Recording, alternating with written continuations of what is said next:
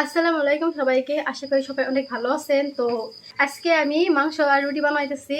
আমি আজকে মাংস রুটি বানিয়ে আমার শ্বশুর শাশুড়িকে খাওয়াবো। আমার বিয়ের পরে এখন অব্দি মাংস রুটি বানানো হয় নাই, মানে মাংস বানানো হয়েছে বাট রুটি বানানো হয় নাই। তো আমি এখন তাদের জন্য রুটি আর মাংস বানাইতেছি। তো ভিডিওটা শেষ পর্যন্ত দেখতে দেখবেন। তো দেখেন গাইস, আমার প্রায় আলু কাটা শেষ আর এখানে আমি মাংস ধুয়ে নিছি। এখানে বেশি না, আধা কিলো মাংস। আর এগুলো আমার প্রায় রেডি হয়েছে। এখানে রসুন আছে, অল্প পরিমাণ আদা আছে আর 4টে পেঁয়াজ আছে। আপনারা আপনাদের মতে পেঁয়াজগুলো দিয়ে নেবেন, মানে বেশি পেঁয়াজ খাওয়া ভালো না। তো আমার হিসাবে, আমার পরিমাণ হিসেবে আমি পেঁয়াজ দিচ্ছি, আদা রসুন আর প্রায় শেষ। আর ওই আটা, কারণ আজকে রুটি বানাবো, আজকে আর বাসাত বানাম না। তো ভিডিওটা শেষ পর্যন্ত দেখতে থাকেন আমি কীভাবে এগুলো রান্নাবাড়ি করি, তো আপনাগুলোকে সেটাই শেয়ার করব। তো দেখেন গাইস, এখন আমি কাশ্মীরি লঙ্কা দিব। সবার অনেক জ্বর, তো সেজন্য বেশি বেশি লঙ্কা দিব। আমার পরিমাণ মতন দিলাম। এখন আমি জিরা গুঁড়ো দেবো, আপনাদের পরিমাণ মতন দিবেন মরিচের গুঁড়ো, কারণ আমি ঝাল খেতে অনেক বেশি ভালোবাসি, তো সেজন্য বেশি দিলাম। আর এখানটায় হলুদের গুঁড়ো দেবো, এখন বেশি হলুদের গুঁড়ো। এখন দেবো এখানটায় গরম মশলা, নিমক একটু দেও। এখানটায় সর্ষে তেল দিয়ে বলবো পরিমাণ মতো। ও একটা জিনিস দেওয়ার জন্য মনে নাই, এই যে এটা হলো যে লেবুটা দিলে মাংসের টেস্টটা অনেক বেশি বেড়ে যায়।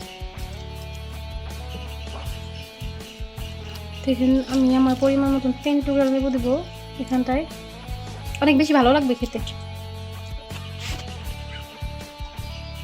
এখন এগুলোকে আমি মিক্স করবো। দেখেন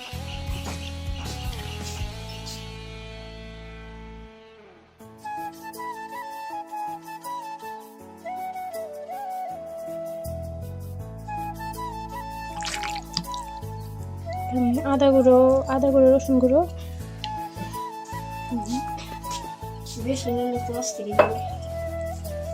এখানটায় পেঁয়াজ,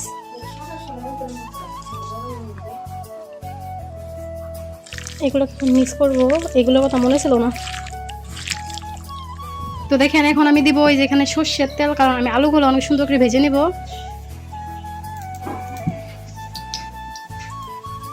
এখানে অল্প আমি হলুদ গুঁড়ো দিব, এই যেটা হলুদ গুঁড়ো।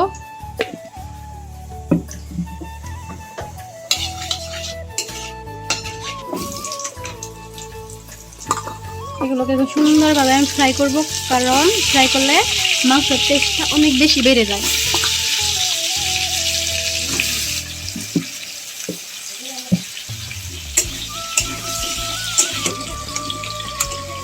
ফ্রাই হওয়ার পরে আপনাদের সাথে শেয়ার করবো আমি এটা কীভাবে রান্না করি। তো গাইস দেখেন এগুলো কি সুন্দর করে আমি লাল লাল করে ভেজে নিচ্ছি। তো এখন আমি এখানে একটু পরিমাণ তেল দিলাম।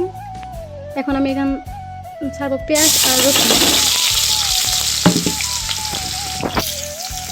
দেখতে পাচ্ছেন এই যে এটা পেঁয়াজ আর রসুন, আলুগুলো কিন্তু মানে সুন্দর করে ভাজছি।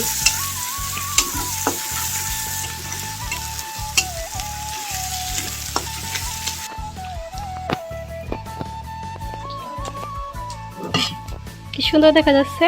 এগুলো ভাজলে এগুলোর টেস্ট অনেক বেশি বেড়ে যায়, সেজন্য আমি এগুলো ভাজলাম। অনেক কিউট দেখা যাচ্ছে।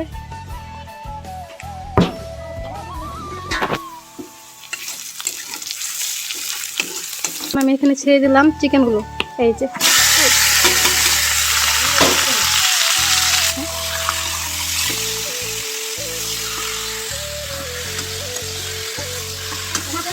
তো দেখেন আপনাদের ভাই আমার জন্য বড় নিয়ে এসছে বাজার থেকে, আমি আনতে বলছিলাম বলে।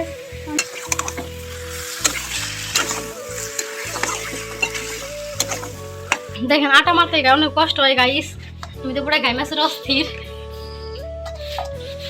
অনেক কষ্ট লাগে, শক্তি লাগে অনেক, মানে আটা মারতে।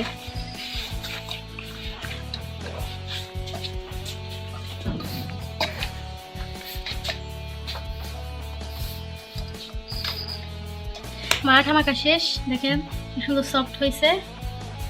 এগুলো আমি গরম পানি দিয়ে মাখছি, কারণ এত সুন্দর হয়েছে। কিছু বয়েল করছি, মানে কিছু কষাইছি, কিছু কষানি করে আরো অল্প বেশি কষান লাগবো। তো এখন আমি যদি বলছি ভাজা আলু, যে আলুগুলো দিয়ে দিব। দেখেন কত জমা হয়েছে।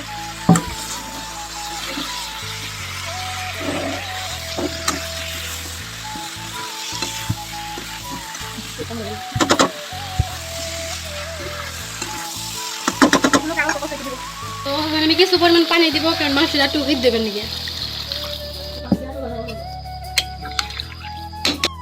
দেখেন এখন পানি দিয়ে দিচ্ছি, এখন আমি ঢাকনাটা দিয়ে দিব। গাইস দেখেন প্রথম রুটি আমার ননদানি বানাইছে, তো এত সুন্দর হয়েছে যে 4 জনে খাই এত বড় হয়েছে। এই যে আমার নন্দানি বানাইছে রুটি, কারণ আমি রুটি বানাই খাই না, তো সেই জন্য আমার নন্দে বানাইতেছে।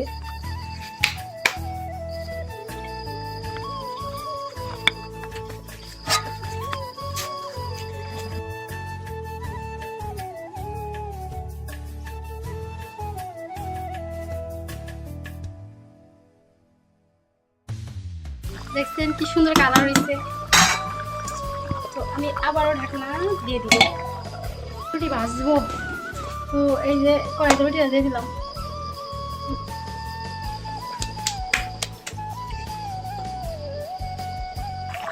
দেখেন আর অল্প কি দোন না গুণ হলে ভালো লাগবে না হয়েছে। কি দেখেন এই যে আমি রুটি বানাইছি, কুয়ে ধরে গেছে, বাট এগুলো খাইতেছি। এই যে আমি চিকেন রান্না করছি, অনেক অনেক টেস্টি হয়েছে।